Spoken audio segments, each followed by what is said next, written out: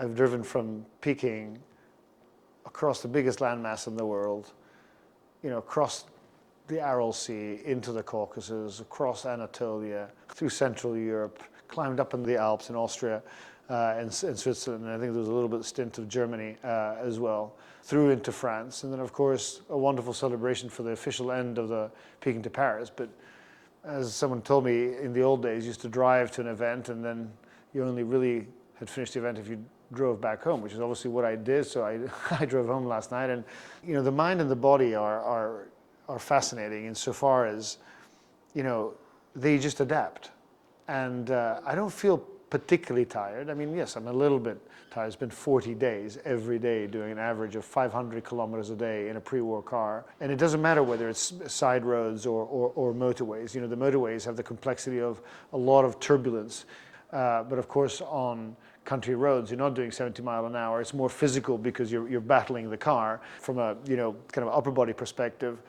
Long days means just the way the pedals are positioned, you're not really using all of your muscle. The vibration on your steering wheel after a few hours, you start having to you get needles in in your fingers, and you just mad. Then the sun beating down, but I feel fine. I mean, it's a physical thing. You're in the car, out of the car, under the car, hundreds of times during the day, and that just builds up your core muscles. I got in last night, I opened the gates, I parked the car, and I started getting into my routine for 40 days, unpacked it, and I'm like, no, I'm not going to start greasing up the, or cleaning the engine bay or checking the clutch. I'm not. I mean, I'm driving to Bicester tomorrow morning. It's 5 miles.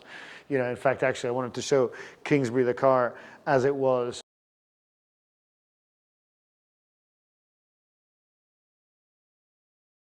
Alone, dusty, slow, fast, knocks left, right, and center. Paris Motor Challenge, which is the only longest, toughest event, super endurance available in this day. It was first won in 1907 by Prince Scipione Borghese in an Itola, and in our revival format, we try to promote pre-war motoring. This one in particular is a 1926 3-liter speed model with a 4.5 engine in it, which is a modification they did in period. And my partners for this adventure this year is Kingsbury Racing Shop, who are based at Bristol Motion. The car was effectively rebuilt to be prepared for the Peking to Paris, and not only the Peking to Paris, but the Peking to Paris with me driving for the first time solo, to see if it was possible to actually compete on such a long distance events with no navigator to help or mechanical assistance. I got to Paris.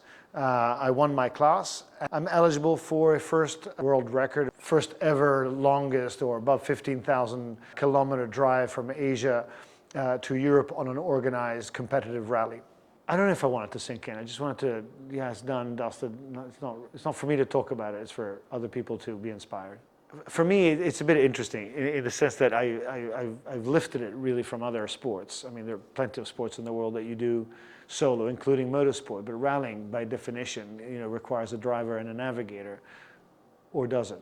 I wasn't able to grade my cheat sheet, so I've got a bit of a handicap this morning, and I'm trying to follow the marked up road book that I did. Not the easiest of plans. We never give up. That's really the underlying motivation that entrants to these long distance events really have to have. They need to know that they're going to encounter issues and that they will overcome these issues. How will depend on the issue. Of course, in long distance you have solo sailing, and so the Peking to Paris or these long distance events are equivalent to crossing the Atlantic or crossing the Pacific. It's happened before that people have driven long distance without a navigator, but it was never specifically done in an organized way. And so I wanted to make sure that this experience, my experience, could motivate other people to go, actually, I've rallied many years with, I think I've got it in me, and then try, because ultimately it's all about choosing a challenge and diving into it.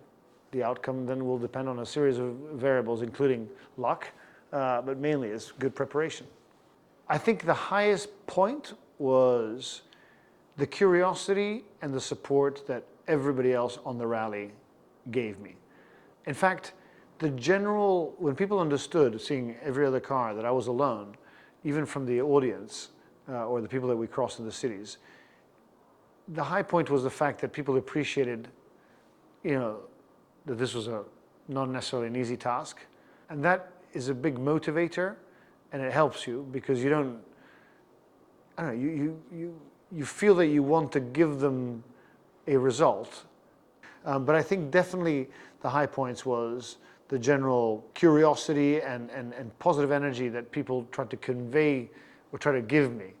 You know, being able to survive the hardest parts of the rally with that super long corrugated line, 700 kilometers of it, you know, really rough terrain. You know, when you're out of that, you're thinking, God, I'm so glad you know, the car survived, I survived, nothing really happened.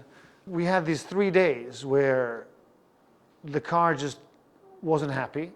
The magnetos that I was using before had a coil conversion. And so they're partly magneto and partly have a coil. And it was just the wear, I guess, in them. And so they were giving ignition issues. And you don't know, is it ignition issue? It could be fuel starvation.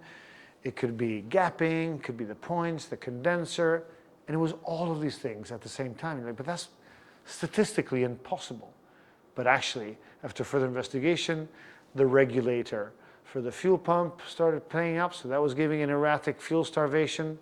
Then the points were closing up, so when we were gapping them, theory is that magnetos, when they work, they work. When they don't work, they don't work. And with coil conversions, you have more parts that typically you can change to make the car more reliable.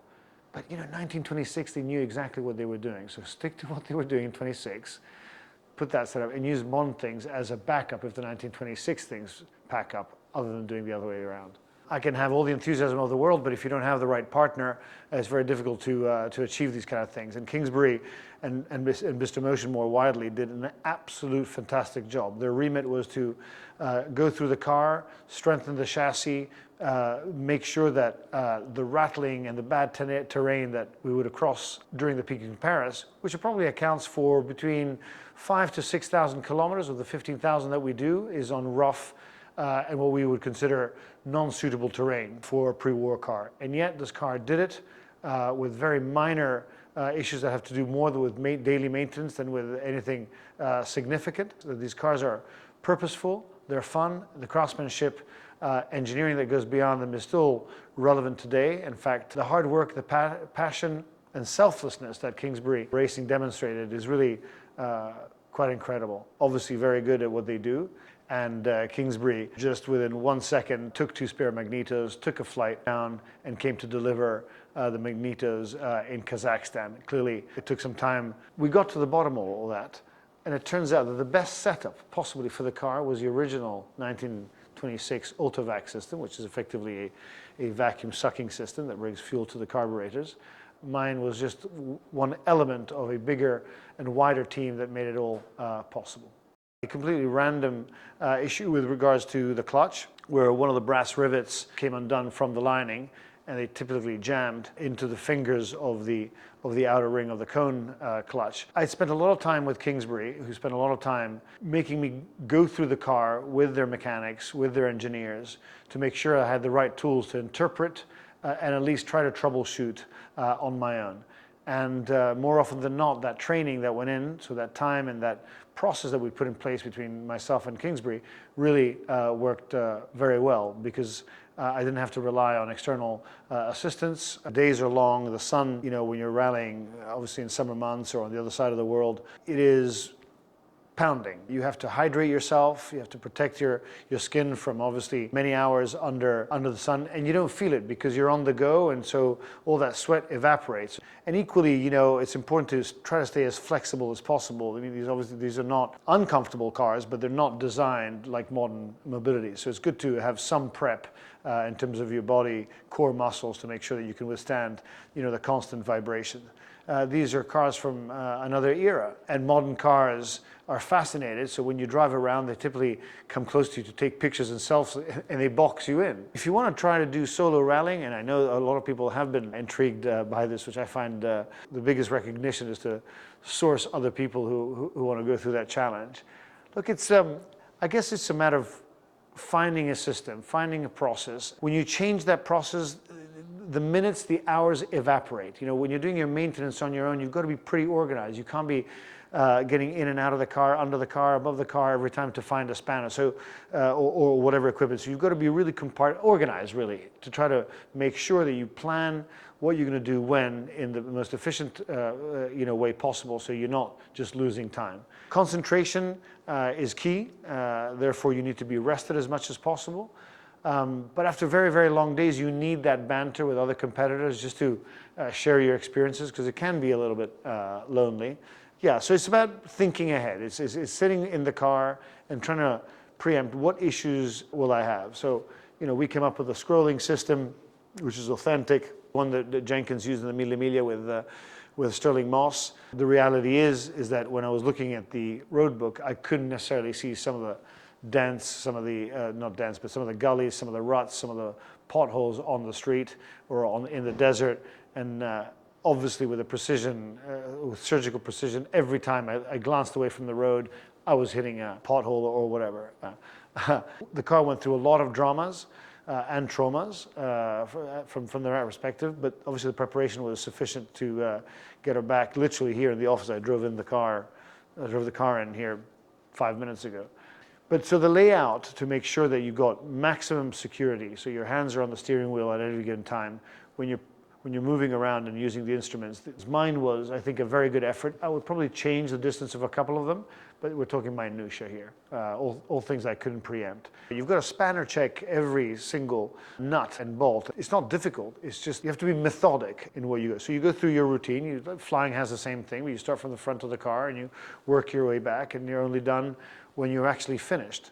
So there's a bit of preparation to that. And of course, from a mechanical perspective, the preparation is know your car. So KYC, really, and spend time with whoever's preparing the car to make sure that you can troubleshoot the easy things, at least on your own. Understand the diagnostics, be able to instruct mechanics if you don't have them, or if you have to go into a welding shop, at least know how to weld or tell them how to do it, so that their skills and your knowledge end up being the best combo to get you going. The biggest distractor was the beauty of the backdrop that we're driving in. So this is going to be one of the most beautiful roads I've ever driven down. Truly spectacular. Truly, truly spectacular.